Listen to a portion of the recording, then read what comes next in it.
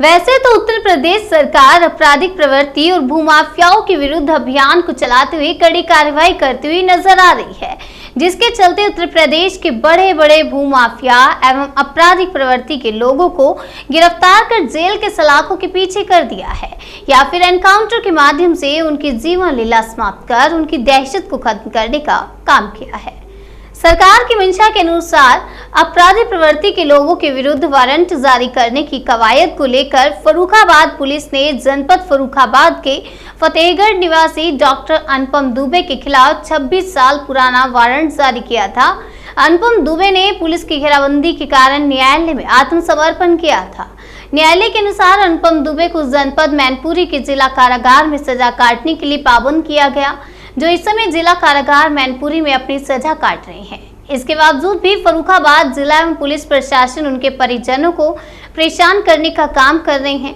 यहां तक बैंकों में खातों को भी सीज किया जाने की कवायद शुरू कर दी गई है, जिसके चलते डॉक्टर अनुपम दुबे की पत्नी मीनाक्षी दुबे ने मैनपुरी निवासी ब्राह्मण समाज के नेता किशन दुबे के आवास पर प्रेस कॉन्फ्रेंस करते हुए मीनाक्षी दुबे ने मीडिया के सामने रोते हुए अपनी पीड़ा को बयान करते हुए कहा कि डीएम फर्रुखाबाद और एसपी के द्वारा उनके परिवार को टॉर्चर किया जा रहा है। आए दिन पुलिस उनके पति और देवर के ऊपर झूठे मुकदमे दर्ज कर रही है। यहां तक उनके जेठ को भी बिजली की चोरी के इल्जाम में झूठा फंसाना चाह रही है। वहीं मौजूद डॉक्टर अनुपम दुबे की अनुज बंधु अर्चना दुबे ने भी मीडिया को बताया कि फर्रुखाबाद प्रशासन ने उनके घर की बिजली काट दी है और उनका पूरा घर दहशत में जीने को मजबूर है। प्रेस वार्ता के दौरान अनुपम दुबे के रिश्तेदार आशीष पांडे ने फर्रुखाबाद जिलाधिकारी एवं पुलिस अधीक्षक पर आरोप लगाते हुए मीडिया को वार्ता के दौरान बताया कि पूरे मामले को लेकर वह जब डीएम और एसपी से मिले तो उन्होंने सभी मामले दबाने के लिए डीएम और एसपी फर्रुखाबाद ने 2 करोड़ रुपए सुविधा शुल्क की डिमांड की थी। तो वही वार्ता के दौरान अखिल भारतीय ब्राह्मण समाज के नेता एवं प्रबुद्ध सभा प्रदेश अध्यक्ष किशन दुबे प्रगतिशील समाजवादी पार्टी ने जानकारी देते हुए बताया कि फर्रुखाबाद जिला प्रशासन पुलिस प्रशासन ने इस परिवार की स्थिति बहुत ही दयनीय कर दी थी, जिसके चलते यह अपनी पीड़ा मीडिया के सामने फर्रुखाबाद में जाकर नहीं कर सकते थे। थक हार कर इन्होंने मैनपुरी में मीडिया का सहारा लिया। किशन दुबे ने वार्ता के दौरान क्या कुछ कहा, क्या कुछ बताया, जरा सुनिए। एक 26 साल पुराना एक मुकदमा था, उसमें डॉक्टर साहब इन्वॉल्व किए गए, जबकि उनके चाचा लोगों के द्वारा किया गया जो भी कृत्य था उसमें इनका नाम बढ़ाया गया। और 26 साल बाद अचानक मेरे घर में एक आतंकवादियों की तरह दबिश आ जाती। मेरे हस्बैंड को बोला जाता है कि ये मतलब उनको गिरफ्तार करने के लिए पुलिस आई। पूरा फतेहगढ़ मेरा पुलिसों से भर गया, पूरा एकदम छापा ऐसा मारा। 24 घंटा नहीं बीते, हम लोगों के प्रेशर से मेरे हस्बैंड ने मतलब आत्मसमर्पण कर दिया। इतना तो कोई एक आतंकवादी के घर में भी नहीं इतना अन्याय किया जाता जितना हमारे घर में हो रहा है। मेरे घर में सब मेरे हस्बैंड जेल में हैं, जो कि मैनपुरी जेल में निरुद्ध है उसी केस के सिलसिले में। घर में मेरे देवर जो उनके लिए थोड़ा सपोर्ट में उनके लिए भागा दौड़ी करते थे, उनके ऊपर फालतू का मुकदमा ऐसी फर्जी लगा के उन्हें फंसा दिया गया। अब मेरे घर का हाल ये भैया कि आजकल मेरे घर में कोई ना तो आ रहा है ना जा रहा है। पूरा घर मेरा घिरा हुआ है पुलिस प्रशासन से।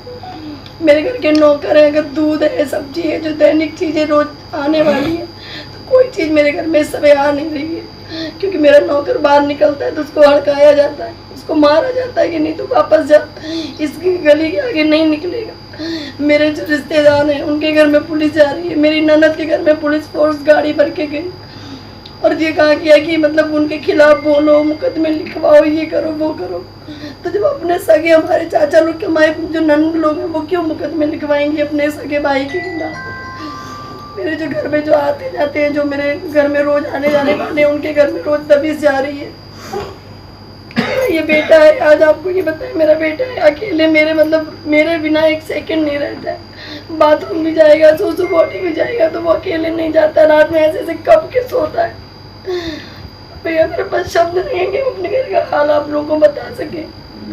इस समय बस ये मेरे घर में जो सर पढ़ाने आते, मेरे बच्चों की पढ़ाई नहीं हो पा रही है। सर पढ़ाने आते, डर की वजह से सर आने बंद करके पुलिस ने उनको धमकाया कि कोई इनके घर नहीं जाएगा। सर ट्यूशन पढ़ाने आते हैं, उनके उन्होंने पढ़ाना छोड़ दिया।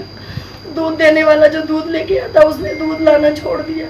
9 बजे जो लेने के लिए तो उसको मार के वहाँ से भगा दिया जाता है। इसका है मुख्य कारण। देखिए, मन बहुत द्रवित है, अपनी बात कह पाना शब्दों में बहुत मुश्किल है, और मैं चूँकि बहुत मुखर होकर अपनी बात कहने के लिए जाना चाहता हूँ, हो सकता है शब्दों की मर्यादा तार तार हो जाए। संक्षेप में इतना कहूँगा कि हमारी दोनों बहनों को इसलिए आना पड़ा, चूँकि हम पहले ही बता चुके हैं कि फर्रुखाबाद प्रशासन और फर्रुखाबाद के एसपी मीना ने, क्या शुभ नाम है उनका, अशोक मीना ने, और वहाँ के डीएम मानवेंद्र सिंह जी ने ऐसी स्थिति ही नहीं रखी कि ये पीड़ित परिवार अपनी बात सम्मानित पत्रकारों से फर्रुखाबाद की सरजमी पे कह सके। इसके बाद इनके पास कोई चारा नहीं था, कोई दूसरा ऑप्शन नहीं था कि ये अपने भाइयों के पास शरण लेती। आशीष पांडे जी मेरे मित्र हैं, इनकी सगी छोटी बहन है, उनके परिवार पर लगातार अत्याचार हो रहा है, झूठे मुकदमों की भरमार लगाई जा रही है। ऐसी परिस्थिति में उन्होंने ये निर्णय लिया कि वो अपने इस भाई के आवास पर अपनी व्यथा रखेंगी। इसी क्रम में ये प्रेस वार्ता बुलाई गई। मुख्य बात मैं आपको बता दूं, जितना मैं इस मामले को जान पाया हूं, चूँकि पारिवारिक रिश्ते हैं उस हिसाब से मैं पल पल की स्थिति से वाकिफ रहा हूं। एक घटनाक्रम को मैं आप 1 सेकंड के लिए बताऊंगा। सिर्फ करीब 1 वर्ष पहले डॉक्टर अनुपम दुबे, जो इस समय मैनपुरी जेल में निरुद्ध हैं, वो अपने गुरु को ईश्वर तुल्य मानते रहे। हमेशा जीवन भर उन्होंने गुरुओं को माना, बड़ों का सम्मान किया। उसी क्रम में वो करीब 1 वर्ष पूर्व नीमसार एक जगह है, वहां पर अपने गुरु के दर्शन करने के लिए गए थे, और उसी समय विकास दुबे वाला प्रकरण हुआ था। विकास दुबे फरार था। मैं एक पंक्ति जरूर कहूंगा, विकास दुबे के हम लोग कभी समर्थक नहीं रहे, किसी अपराधी के हम लोग समर्थक नहीं है, लेकिन विकास दुबे को आधार बनाकर जिस तरह ब्राह्मणों को टारगेट किया जा रहा है, और मैनपुरी नहीं, मैं दावे से कह सकता हूं पूरे उत्तर प्रदेश के जनपदों को चिन्हित करके जितने भी तेज चेहरे हैं, जितने भी ऐसे लोग हैं जो विरोध कर सकते हैं, जो गलत नीतियों का विरोध कर सकते हैं, उसी क्रम में डॉक्टर अनुपम दुबे को 1 वर्ष करीब 14 महीने पूर्व नीमसार में बीच रास्ते में घेरा गया। इस तरह घेरा गया, हमें तो, हमारी परिवार को तो आशंका ये थी कि कहीं उसी पल डॉक्टर अनुपम दुबे को न मार दिया जाए। उनसे कहा गया आपकी गाड़ी में विकास दुबे है, लेकिन उन्होंने, वो बहुत शांति से गाड़ी से उतरे और उन्होंने बताया कि हम तो नीमसार अपने परम श्रद्धेय गुरुदेव के दर्शन करने आए हैं। उन्हें इंटरोगेट किया गया, लेकिन वहां एक सम्मानित डीआईजी महोदया थी, मैं नाम नहीं लूंगा, वो चूंकि डॉक्टर अनुपम के आचार विचार से परिचित थी, उन्होंने अपने अधिकारियों को बताया कि वो व्यक्ति, उसकी रंजिश है, वो असले रखता है, सारे लाइसेंसी असले हैं, आप जांच करा लीजिए। लेकिन उसके बाद सुबह 4 बजे डॉक्टर अनुपम को छोड़ा गया। मैं वो किस्सा इसलिए बता रहा हूं कि प्रदेश के एक बहुत बड़े अधिकारी ने ये कहा, मुझे अपने सूत्रों से पता लगा, संगठन का काम किया है। 35 वर्षों से राष्ट्रीय स्वयंसेवक संघ का के सामाजिक कई संगठनों से जुड़ा हुआ हूं, आज भी दायित्व पर हूं। 2 सत्यों से अवगत करा रहा हूं। मेरा अपराध है, मैंने अपनी छोटी बहन को डॉक्टर अनुपम दुबे के यहाँ क्यों ब्याह दिया। न्यायपालिका का सम्मान करते हुए हम लोगों ने ही कहा, हमने कहा कि दादा आत्मसमर्पण कर दीजिए, हम आपको न्याय दिला देंगे। सरकार है, सरकार में सब लोग बैठे हुए हैं, सब सुनी जाएगी आपकी, आप परेशान मत होइए। उन्हें पहले से मालूम था, बोले कि नहीं नहीं, ये अशोक मीणा हमसे जो है व्यक्तिगत द्वेष मानता है, ऐसा हमारे सब बड़े बहनोई डॉक्टर अनुपम दुबे ने कहा। हम लोगों ने कहा नहीं भाई साहब, यहाँ से लेके ऊपर डीजी, शासन प्रशासन, मुख्यमंत्री, प्रधानमंत्री, कहीं तो सुनी जाएगी। वो आत्मसमर्पण करके चले गए। उसके बाद में मैंने इस विषय को ऊपर अधिकारियों के समक्ष कहना चाहा कि ऐसे ऐसे करके ये ज्यादती हो रही है।